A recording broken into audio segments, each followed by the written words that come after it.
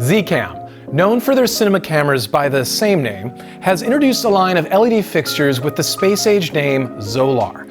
These lights range from a budget bicolor version to an RGBAW color version, and they're slightly larger than the 1x1 footprint we're familiar with in the industry. Let's take a look at the new ZOLAR lighting series from Zcam.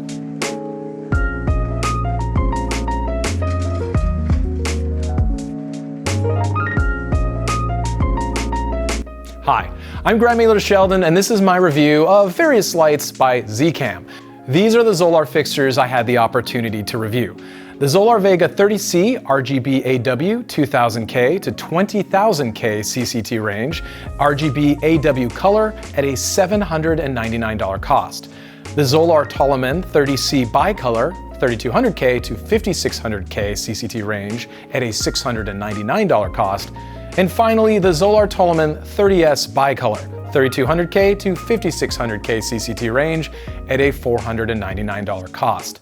It's easy to focus this review primarily on the formidable looking, in terms of specs on the page, ZOLAR Vega 30C RGBAW because color lighting is revolutionizing how we work on set.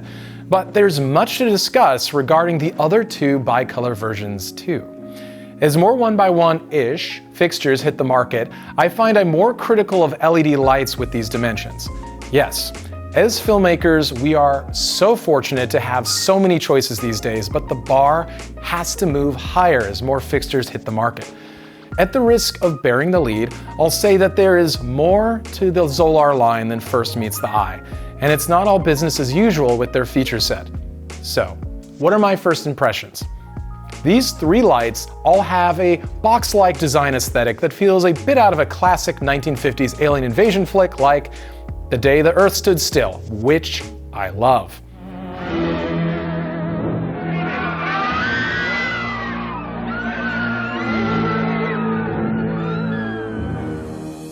In particular, the Vega 30C RGBAW version and Toliman bicolor both have a matte silver finish broken up only by yellow in the case of the color version or orange in the case of the bicolor version's corner plastic protectors.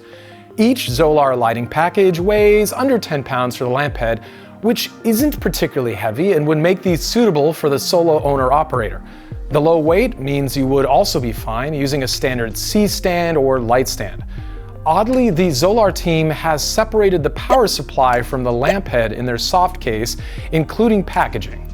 The only exception being the Toliman 30S. All right, so we're gonna do a walk around of two of the ZOLAR fixtures here. So on my right, you have the ZOLAR Toliman 30C, and on my left, you have the ZOLAR Vega 30C. So in this case, a lot of brands are using C to denote color. ZOLAR isn't. This isn't a color fixture, this is a bicolor fixture. So the way you know that is because of these orange kind of fringe protective corners here. So orange bicolor, yellow color in this instance. So I ended up using the ZOLAR Vega 30C just the most because you do have those color options, of course. You have 3200 if you need it, you have 5600 if you need it, and then you have a bunch of different color options. One of the things about these two products is how they pack them. That's just a little bit annoying for me. So both of these fixtures behind me come in two separate cases. So these are softer cases. I don't think they can take a lot of hits, but the ballast lives in here. The lamp head lives in here. I wish these were combined like in the Toliman 30S, and they're not. So it is what it is. So this is going to be one of those purchases that requires you to get a Pelican case to kind of fit it all together, which takes another couple steps. But for me, I'm trying to purchase a turnkey kit whenever I buy a new light. So one of the big things about the ZOLAR series of lights that's different from other 1x1-ish fixtures that I've had a chance to work with is this whole system right here. And they're calling it, so it's a diffusion panel, but they're calling it a stylist panel. So right now side B's in, and I mean, it's just a really quick move to go to side A. You're changing your beam angle when you're doing that. And I see a world where ZOLAR comes out with just a variety of these panels providing different levels of diffusion, and I love that. That's one of my favorite parts about the ZOLAR lights are this panel system right here. You know, if you had to go bare LED diodes, you can, which is a nice option if you want to stack some diffusion out here, if you want to put an 8x, a 6x in front of it. But for the most part, I'm going to leave in my stylus side A panel. And then easy locking mechanism on top. Great yoke system. If you can hear that, you can hear the clicking mechanism. That's, you know, those little teeth, they're catching so it's not going to slide forward. You know, that I do like. I mean, there's nothing to stop the back from getting a little cable heavy just in terms of the design, but you have this kind of V-mount situation where you set the ballast in. It's easy to sort of click it into place. I mean, that's not going anywhere. That I like, but it does keep your, you know, general cable handling. Stuff's just kind of hanging off there. Love these connectors.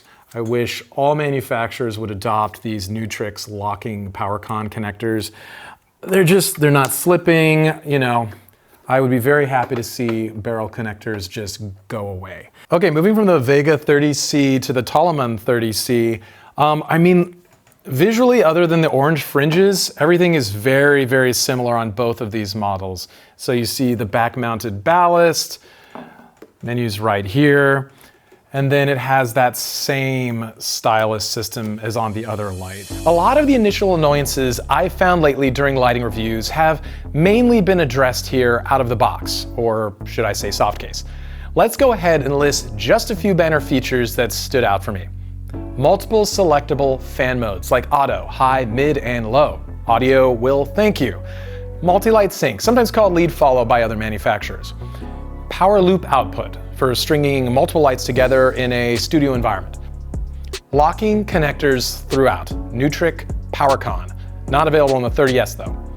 Dual V-mount battery slots on the power supply.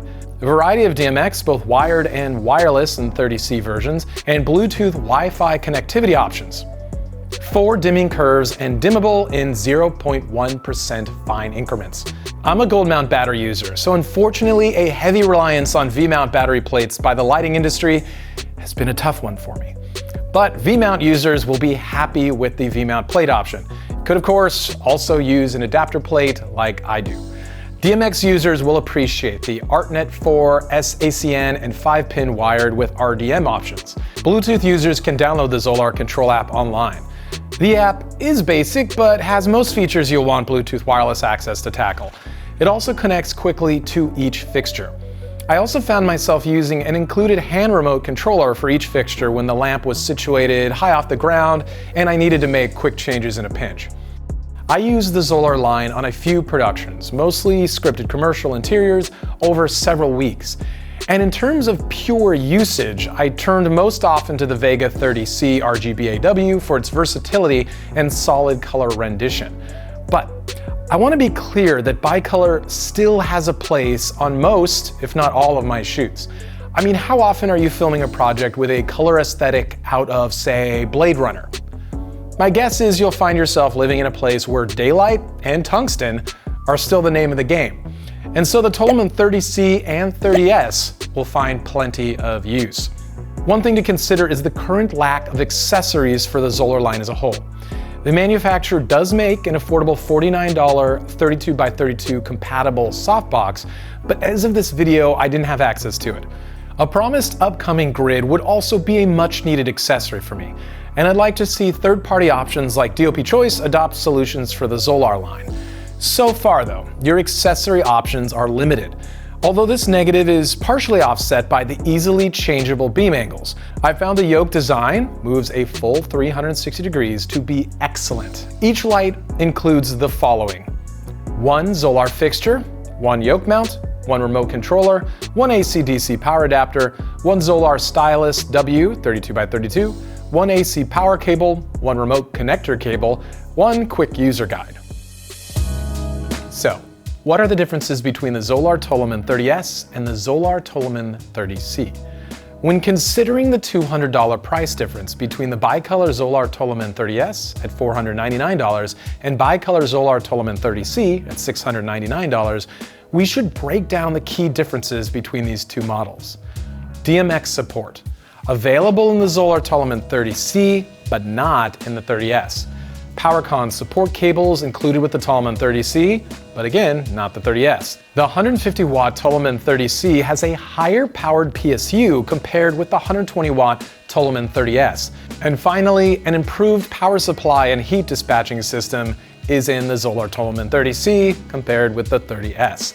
The Zcam/ZOLAR team also tested the ZOLAR Toliman 30C over a year and a half at full brightness, running non-stop, and found, quote, "There's no brightness drop and color degrading on all ZOLAR lights in our labs," end quote. This is an impressive claim and not one that I'll be able to test for quite that duration, but it's clear that the manufacturer has placed a premium on quality of light. Okay, let's talk output and Kelvin handling of the flagship ZOLAR Vega 30C.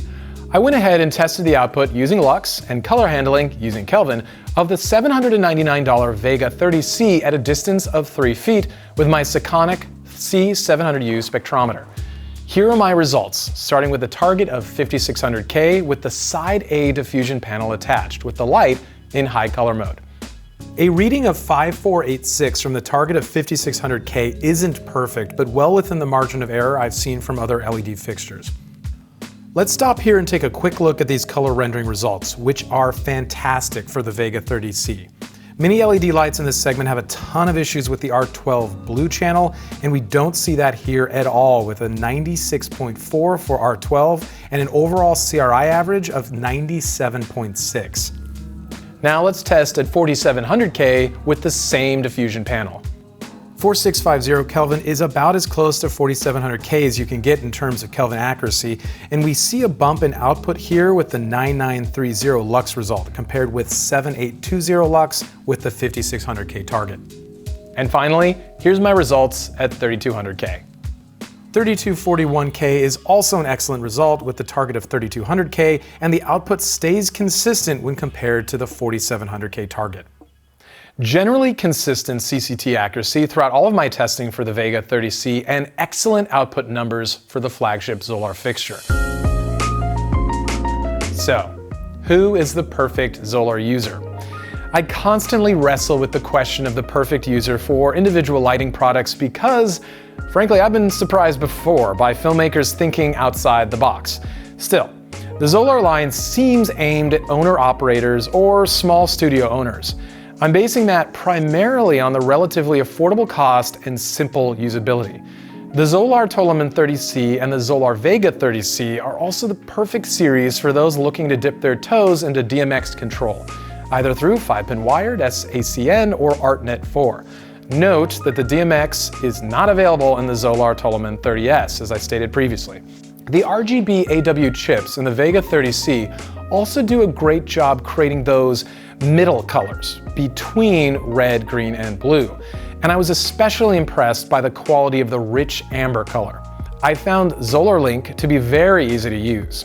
After designating a lead lighting fixture, you can control up to 50 fixtures in a group for a maximum of 16 groups, all within the lights themselves without using another device. Now, I didn't have 50 fixtures to test, but I will say this feature worked great with 3. Okay, now for some final thoughts. There's much to like here. Robust exterior build mixed with excellent color, solid price point, and accurate Kelvin handling overcame a relative lack of currently available accessories and packaging that splits the power supply from the lamp head. I also don't want to discount the fact that the ZOLAR line of lights is coming from the well-established Zcam manufacturer. That should give some peace of mind that these fixtures are here to stay and that servicing options will be available well into the future. There you have it. That's my review of ZOLAR lights. If you enjoyed this video, don't forget to hit like and subscribe for more. Thanks for watching. Special thanks to Rev Studio in San Diego for their help with this review. Go to revstudiosd.com for more info on how to book their beautiful studio space.